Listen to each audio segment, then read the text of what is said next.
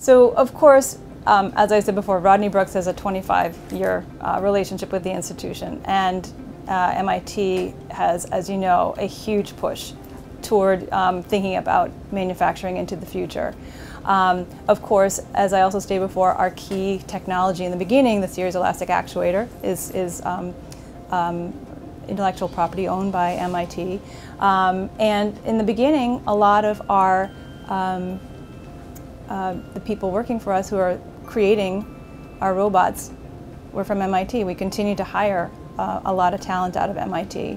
And so MIT is just a very rich resource in many ways.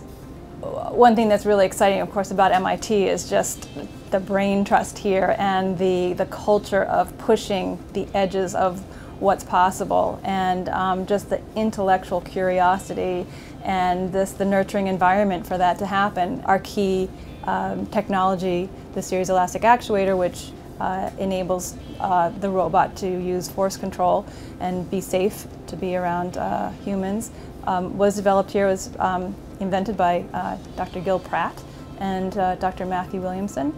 That was a key push-off for the idea of creating a low-cost, easy-to-program, safe collaborative robot, and that was born here.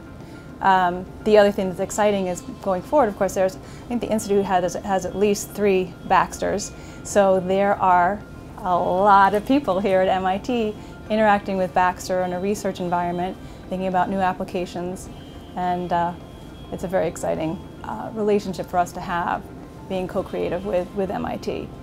So, I mean, the Boston area is just so rich, and of course when we first started, we stayed very close to MIT. We were over in Central Square. We quickly outgrew our space there.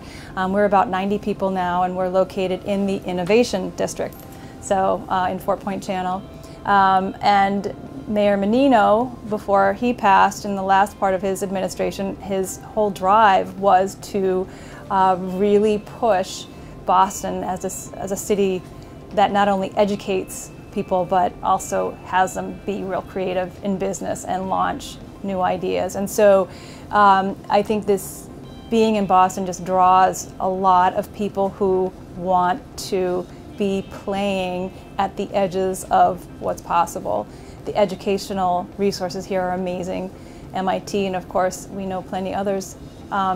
There are other universities around the country too that educate people in the disciplines that are important to us in computer science and mechanical engineering and software, in embedded systems, and specifically in robotics. But they love to come to Boston, as they know that this is where stuff is happening, where they can join a company, they can take what they've learned in their research and come find a company that's actually making the things and systems that they've dreamed about work and exist in the real world.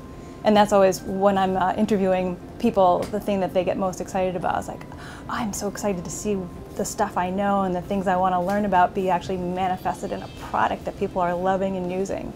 And I think that that's the focus of a lot of companies in this area. And I think that is also what I notice from people who are educated at MIT.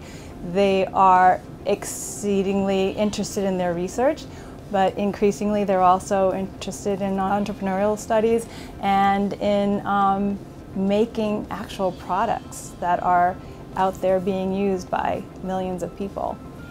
I think MIT is a place that is hopeful about the future. And I think that it is training its students to think about how they can be a part of creating tools and solutions and ideas for the future that will make the world a better place.